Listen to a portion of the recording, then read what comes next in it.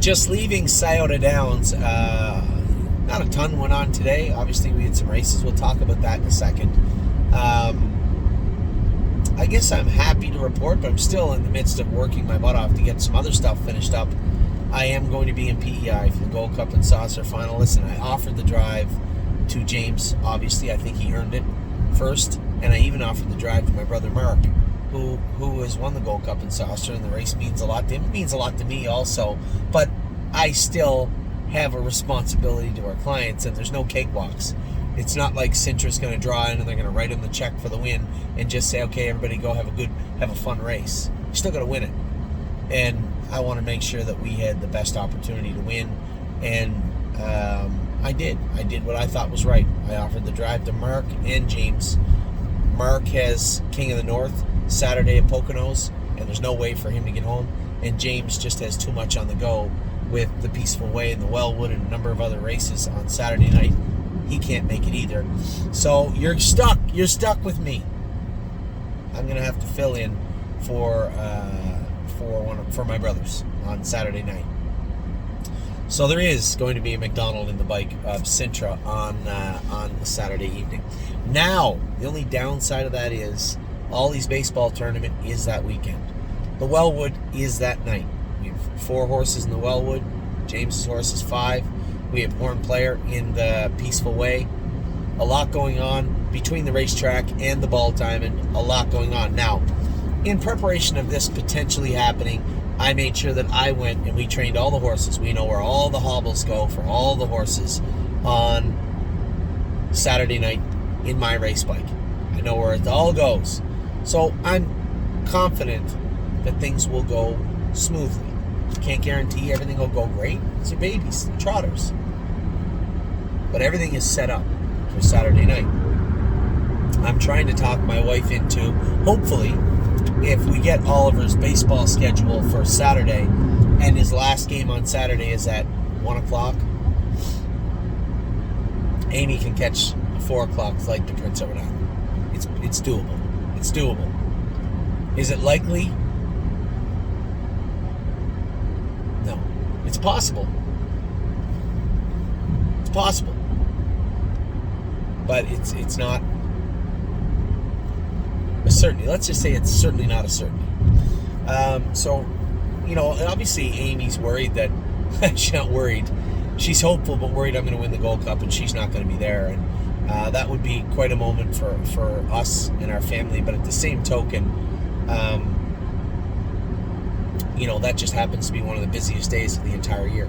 We have some of the most important races on the track, and I think we're going to do well with our drivers, I hope, between Dexter and James, and I believe Mark is going to fly. He can't go to PEI, but he can be in Toronto, and I believe Mark is going to go and drive some of our horses also. So everything is good on the track. Hopefully Oliver does good in his tournament. I would like to see Amy get down for the Gold Cup, so hopefully we can work something out where we can get her down, because it would mean a lot to her, for sure. And of course it would mean a lot to me, but it's not the end of the world, right? So I'm on my way back to Northfield. I was torn. I didn't know what I would do. Would I stay at the hotel here? Would I just drive the 2 hours back to Northfield? And then Jason made my mind up for me. I've got some stuff to do in the barn tomorrow. And you know what? I had spoke to Kurt Sugg before the races, because Kurt is a horseman in his own right, hangs a lot of his horses up the same as we do.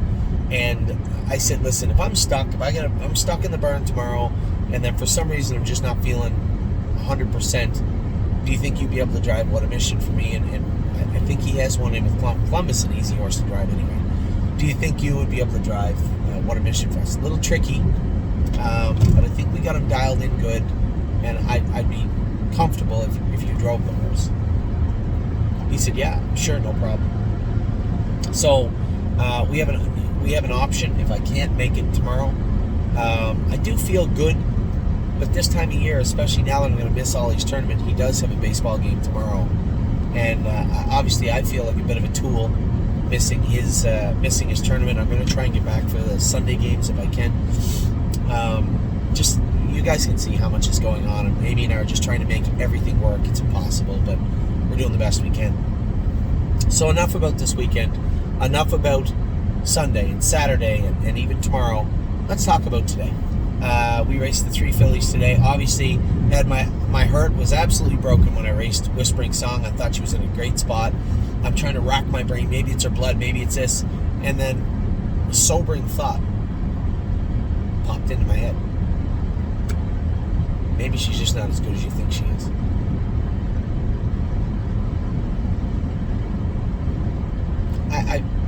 I don't want to believe that, but she trained good in 2-1 the other day. She must have tried at 2-1 today. Maybe she 2-1 trot. But she did trot in 59 that one start at Northfield. The only thing it could be, we'll draw our blood again, but it would only be, was it her shoes? Come on. I just don't feel that is a good excuse for what I just saw take place. I'm sorry. I can't accept that.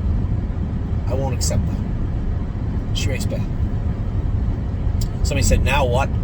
Obviously, I do have to investigate. We do have to draw our blood.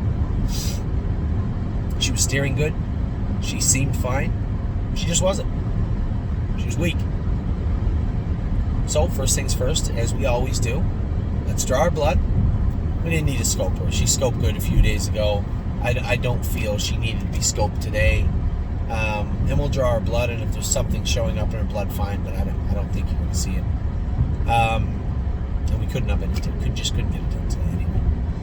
So, we're going to draw our blood. We're going to go from there. I am going to change her shoes. There's not going to be any excuses. And at this point, I think we're going to focus on the fares with both her. Coupe de Ville also. She come unglued today. Now, somebody had sent me a very nice message. You guys are always the nicest people in the world. Coupe de Ville last time hit the 6-hole. Brett had trouble with her. Yeah, well, Brett didn't have the hubbles on her. I did. I don't know what get into her. She was quiet going to the gate, calm. I thought everything seems great with this filly today. And then just all hell broke loose. She was just terrible. All like that. Warmed up pretty good. Post-Brady good. Felt quiet. I had never had an inclination that she was going to be bad. What in the hell did I do? I just made a wrong turn. Now I'm going into Columbus. Well, that's what you get. That phone that you hear is my brother Mark. I'll call you right back. I want Mark. Ouch. I want Mark to drive on Saturday, and he's calling me back. All right, exit 1018. Now, let's not try and screw this up too much more than it already is. I failed the first part of our driving test here. Let's see if I can pass the second part, or at least make up for the failure. Coupe de Ville really caught me off guard. I felt I had a real good vibe coming from her going into the gate. Here's the thing. I was just about to go into the gate with Smoking Hot Irish Girl. We'll talk about her in a minute. But it dawned on me all at once. As a driver, you want to formulate a plan, right? If this is how the race goes, this is where you want to be. You want to be behind that horse. You want to find a hole with her. You want to have the horses moving in the right direction at this point in the race. This is where you, on the front, in the 2-hole, follow Chris Page, Ronnie Rand, Aaron, whatever. Follow somebody, catch a helmet. This is what I want to see the race happening as. And you want to go over that in your head as a driver best you can. And be ready for everything, for anything and everything, because anything can happen in a horse race. But when your first inclination is, geez, I got to keep this horse trotting, and you're dominated, go towards Cleveland. And what dominates your mindset is, got to get her out of the gate. Got to get her out of the gate. Got to get her out of the gate. It's really hard to formulate a plan. Okay, if we get her out of the gate, then we're going to do this, or then we're going to do that. All 3 fillies. I couldn't formulate a plan because I didn't know how well they were trotting at top speed. I was so happy to see Whispering Song bust out of the wings. I said, she's good today. Now she's good today. And then she wasn't. Coupe de Ville, quiet, post-break. You know what? Just let her saunter up to the gate, get away 6. The front end doesn't appear to be holding up that well today. Let's just saunter up to the gate, as I said, get away wherever she feels comfortable, move her. Try and win, but, just have a good race with Coupe de Ville. Let's build on what she's been doing. And then she exploded. Now I'm shell-shocked. I'm going up to the gate with smoking hot Irish Girl, and it's, please, for the love of God, just don't be as bad as the other two, where they just do something right. You know, she made a break in the turn at Northfield Park, so you got to watch her in the turns. She was a little hot at the gate before. Don't put her up on the gate, but don't get away last because she sulks a little bit. All these voices are in my head, and at some point you just have to say, everybody shut up, just drive the horse. Just let her tell you what you want to do.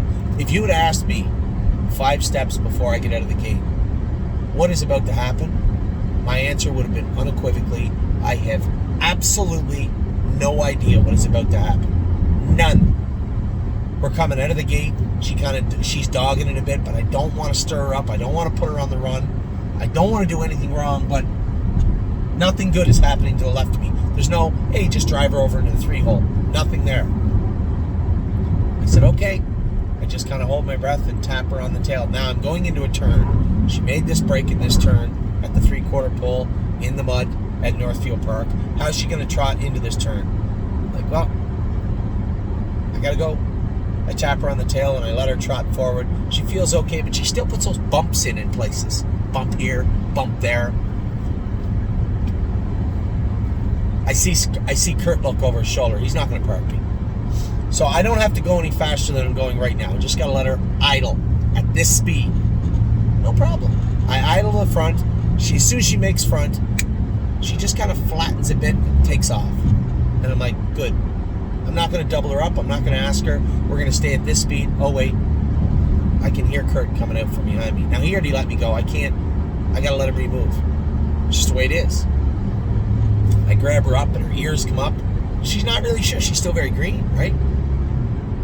Kurt crosses back to the front. She kind of gives him a look, drives up onto his helmet the way she's supposed to. She settles. I'm like, thank God. Now I look left. I already know the answer. Kurt's a long shot. All the favorites, I can see them starting to assemble behind. I see them starting to assemble like they're about to attack, and I'm like, are you telling me that this filly is good and I'm going to get pinned down behind this horse? Maybe Kurt's horse is okay. Look over my shoulder. Here's the favorite coming. Bad news bears. Now the horse second over doesn't appear to be super strong. What happens as we start into the backstretch is vital. It looks like Dan Noble is going to trot right past Kurt Sugg. Right past him. If that happens, I'm in big trouble. But Kurt Sugg's horse fights on a bit. Dan Noble's horse hangs. Now it's clear he's not going to clear him before the turn. He's going to fight back. I look over. Aaron Merriman's chasing. I'm loaded. But not crazy loaded. Just she's been here before. She knows what to do loaded. No one around me has any trot anywhere. I'm a winner. I know I'm a winner at this point, except she can make a break. So beware. Now there's a little part of my brain that is replaying the destruction that was this day. The abomination of the 2 races before are looping in my head. Don't screw up. Don't screw up. Don't screw up. I drop her. Kurt's horse actually goes out a little bit, and I get a free run at the passing lane. I was already gone by the time we get in there, and I just sunk the bit in her mouth and growled at her a little bit, and she was gone. Absolutely gone. Now, on paper, the shit line, 2 minutes 32 on the end of it or something. Make no mistake, if they leave me alone in the front, she wins in 57 today. She was but even the way she did it was so much better. Just calm, cool, collected. She touched her knee, put a mark on her knee, but I think it was when I got doubled up at the half. It didn't bother her at all, and it won't bother her again. We're not going to need to tape her up or anything. It's the first time that's ever happened. I was just so impressed with what I saw from her, especially since I've been touting how she was coming back good, how she trained good, and I was touting also how good Whispering Psalm was, and she raced so terrible. At least it was a minor vindication. Minor vindication. So I guess if we're going to grade today, top to bottom, Whispering Song sucked. And I don't know why. It could be anywhere from there was something wrong with her to she's just simply no good. Which would be very devastated because she is a sweet, sweet filly. Regardless, she's going to the fair next start. Coupe de Ville. That was a tough one. That was a setback for sure. Next grassroots is at home on Northfield, and she will have a Buckeye before that, or a fair before that, and Smoking Hot Irish Girl. Very, very pleased with what I saw from her. And obviously, we want to build on that, but she was very, very good today. A lot of talking. 15 minutes to describe 3 races, 2 of them very mediocre. Might be a record even for me. So today, a lot went on for me. I scheduled, I'm about to book my trip home to Prince Edward Island on Friday afternoon. I'm going to drive back to Northfield. I got the barn in the morning. Tomorrow, I don't know if I can go to Northfield. I don't know if I can go to Scioto tomorrow. If I can get done at the barn, I'm feeling good, I might try and make Ollie's game and ask Kurt Sugg to drive What a Mission. I believe the way that Jason has him hung up, I am a little leery, but Kurt knows how our horses are supposed to feel. He knows when the hobbles are proper, and they're already set for the bike anyway. So I think I'd be comfortable with that, and I own a big chunk of What a Mission also. So in me saying that, I'm saying that to you as your partner, not just the guy who drives her or drives him. And Columbus, I think anybody can drive Columbus. He's just got to show some growth. So that's where we're at right now. We got some horses. One of them, Landing Pad and Sir Strong, about to go on the track here in a little while. I'm going to pull over up here, get something to eat, and watch them go. And I think we have one other horse racing tonight. And then we'll see what happens tomorrow. But for now, it's actually been a great week. A pretty good draw. I know nothing but a dreamer. Drew 8 again. He's got to be getting used to that by now. Man, that horse draws poor, eh? Brace for Landing. The rail is not a good place for him. So I'm going to talk to Dexter and see who he's going to drive with Carter Michael Dio also. And then we will go from there. So for now, a good day. It's been a good day. We had one of our 3 fillies start down a proper path. One regressed, and one I have some concerns with. We'll see if we can improve on 2 and keep one moving forward. So with that, I'll let you guys go. It was a beautiful day today, and I hope it's a nice day tomorrow. Take care, everybody.